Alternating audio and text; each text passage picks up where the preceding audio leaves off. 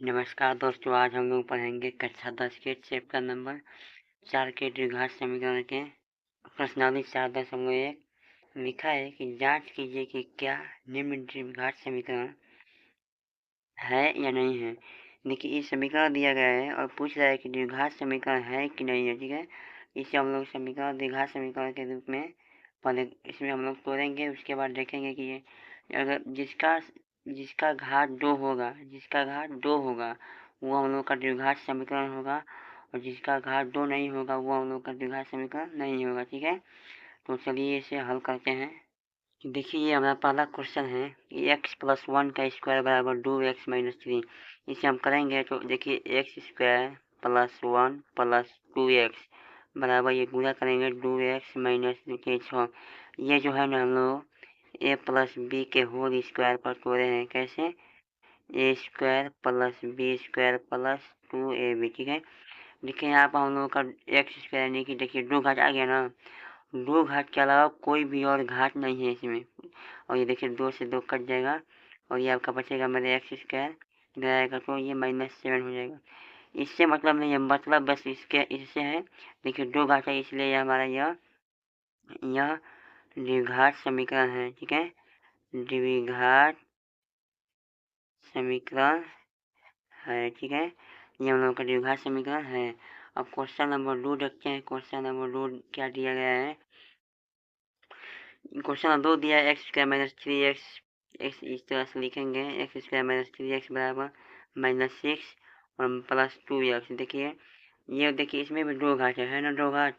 ये भी हम लोग का, इसलिए यह भी द्विघात समीकरण है। ठीक है, द्विघात समीकरण है, द्विघात समीकरण है। ठीक है, क्वेश्चन नंबर 3 देखते हैं। क्वेश्चन नंबर 3, ये जो क्वेश्चन नंबर 2 है, देखिए सीधा ये भी x² है और ये भी, इससे मतलब नहीं है, यहाँ पर स्क्वायर है इसलिए ये हम लोग का ये x² यानी कि द्विघात समीकरण हो गया। ठीक है, क्वेश्चन नंबर 3 देखते हैं। अब क्वेश्चन नंबर 3 क्या कह रहा है, तो क्वेश्चन नंबर 3 है हम लोग का, इसमें गुणा करेंगे, ये x² होगा। ठीक है, x² होगा नहीं, ये देखिए यहाँ पर x² ये हो जाएगा x², और यहाँ पर भी ये भी x² होगा। ठीक है, जब ये x² होगा ये ये कट जाएगा। ठीक है ना, जब दोनों का x² कट जाएगा, यहाँ पर बस बचेगा, देखिए x बचेगा, बस 3x यानी कि बस x बचेगा। ठीक है, बस x बचेगा।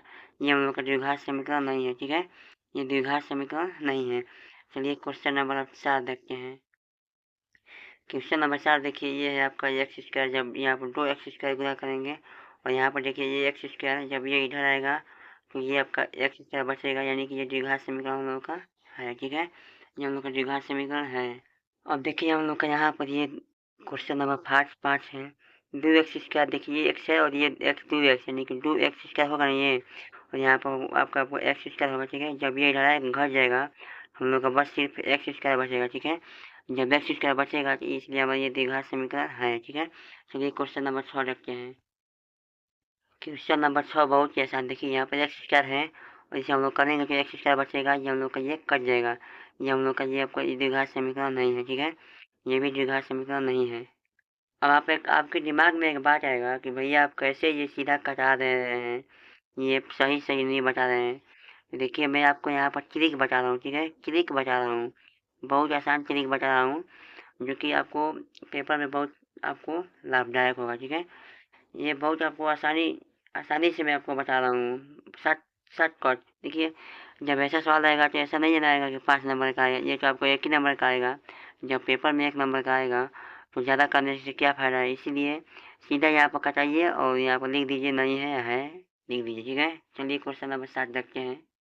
क्वेश्चन नंबर 7 देखिए, आप कहेंगे कि भैया ये क्यूब है और यहाँ पर क्यूब है, कट जाएगा, और ये कहेंगे कि आप क्यूब है तो नहीं होगा, नहीं होगा। देखिए पहले इसे हल करके देखिए, ये आपका x³ + 8 + 3 दूना का 6x, यहाँ पर x + 2 होगा, और यहाँ पर देखिए 2x³ - 2x। ठीक है, 2x³ - 2x। ठीक है ना, फिर देखिए यहाँ पर क्यूब यहाँ पर है ना, यहाँ पर 2x³ है और यहाँ पर 1x³ है। ठीक है, जब कटेगा यहाँ पर x³ बचेगा, क्योंकि ये क्यूब है इसलिए ये हम लोग का ये द्विघात समीकरण नहीं है।